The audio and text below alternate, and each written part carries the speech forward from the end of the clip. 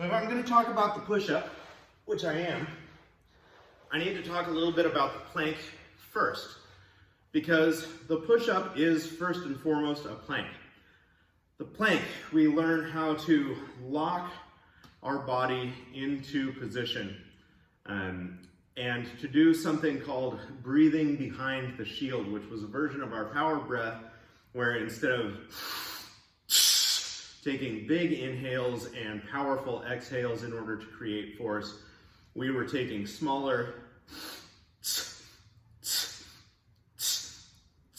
to maintain tension and not lose position in the abdomen. For the push-up, we can't really do that breathing behind the shield, but you will, because it's going to throw off your movement mechanics to do breathing behind the shield. But you can make your power breaths a little smaller. So my inhale into the gut isn't going to be all the way in. I'm not going to let my belly stretch way out. My exhale isn't going to be all the way out, leaving me with nothing. I'm going to breathe sort of in the middle third of that big power breath like I would do in a press or a swing. This is going to help stabilize the spine as I'm performing the push-up, but it'll allow me to breathe at a rate that coincides with the rate at which I'm performing the push-up. So the plank. The plank, we've got our neck neutral, our legs locked out hard, our glutes squoze, and a little bit of a hollow body position in the trunk. Not here, not really rounded, but just tucked in a little bit. Having the legs locked out hard and having the glutes squeezing together very hard is going to make the push-up easier. The harder I make my lower body, the more easily the force is going to translate from my arms into the floor and make my push-up more solid. So I'm going to get into the same plank position that I had for the hardstyle plank, but this time with my arms at extension instead of being down at my elbows. Okay, for some of you, this position on the wrist is not ideal. We can elevate a barbell, or you can use a pair of dumbbells to grab onto something that allows you to maintain a more neutral wrist, so not a big break here like it would be if you were on the floor, but not necessarily the neutral wrist of the kettlebell press or the Turkish get-up. There's going to be a little bit of break in the wrist to put that bar right in line with the elbow or dumbbell or whatever it is that you're using. There are push-up handles. There are even some that turn a little bit called the perfect push-up, which are a little bit gimmicky, but whatever. You've got a lot of options out there if this position is not great on your wrist. If it is fine on your wrist, and you have the strength to do this from the floor, that's great. If you don't have the strength to do this from the floor, that's also fine. You can elevate your push-up as much as you need to. It can be anywhere from like a low coffee table or ottoman or something like that to way up on a kitchen counter to make it available for you to perform the push-up. So, in addition to being over my hands, I want to make sure that my hands are spread and gripping the floor. This will all help stabilize my shoulders. So I'm going to get into position and just practice my plank here. That'll get me used to the idea of being in a push-up position and creating all that tension, that hollow body position, etc. When it comes to grip width, I don't want my hands so far apart that my elbows are going to track this way. The reason I don't want to do that is because that's going to put a lot of strain on the front side of the shoulder joint. This is a less than optimal position for a lot of us who have shoulder problems, and I'm including myself in there. This does not feel good on my shoulder. This does not feel good on my elbow if I keep my push-up too tight in the yoga push-up or tricep push-up position. So I'm going to come about here, about 30 degrees away from the body. There's 60 degrees, 30 degrees, somewhere in there is where you're going to find the optimal angle for your shoulder health.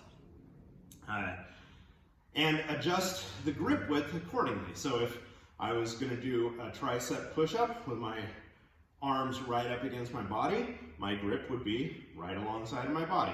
I'm going to come out to about 30 to 45 degrees, maybe even 60 degrees. My hands are going to come out with me. If I were going to do a push-up out here, my hands would be right in line with my elbows.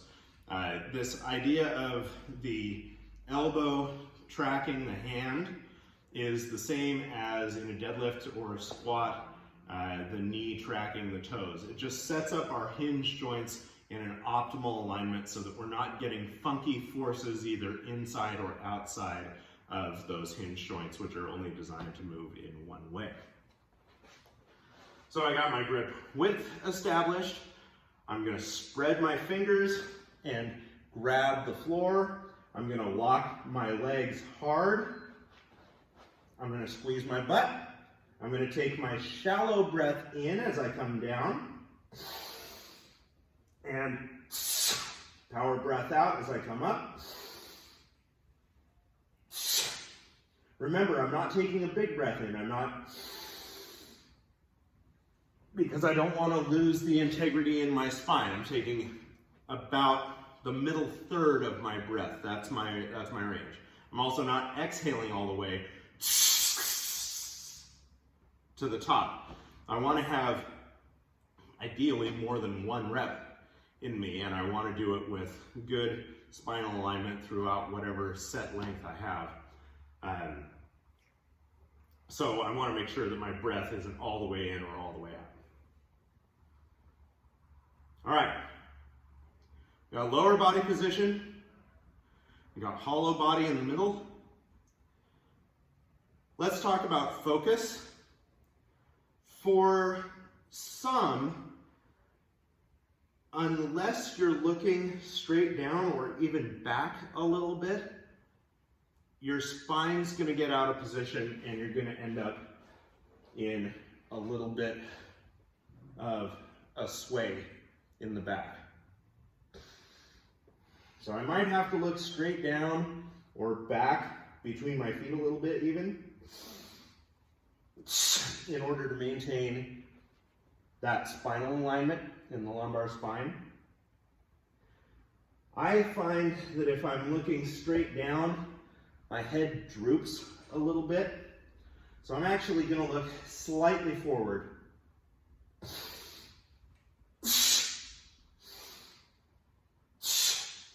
To keep my head from drooping and being the first thing to make contact with the floor at the bottom of the push-up. You don't need to make contact with the floor at the bottom of your push-up. If this degree of elbow flexion makes this heat up a little bit, or if this degree of elbow flexion sends your shoulder joint forward, that depth is not optimal for you. You get to here, everything's fine, elbow feels good, shoulder's not rolling forward, good to go.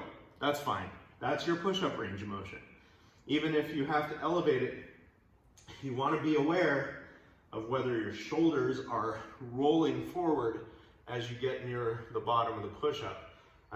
It's just not ideal shoulder mechanics. Again, we can run into some chronic injury as a result of that shoulder position. So, legs are locked, glutes are squoze, power breath is about in the middle third of your full inhale and full exhale. Focus, really individual, might be a little bit further back if you have a tendency towards hyperextension in the spine. It might be a little bit forward if you have a tendency to sort of droop your head forward in your push-up. Your range of motion in the elbow is going to depend a lot on what position your shoulder can maintain, but it's still a very accessible exercise, especially when we're all training at home. So I hope this has given you some insight into how to make your push-up more effective and safer. And hopefully when we come out of this on the other side, you'll all have just excellent push-up technique. Thanks.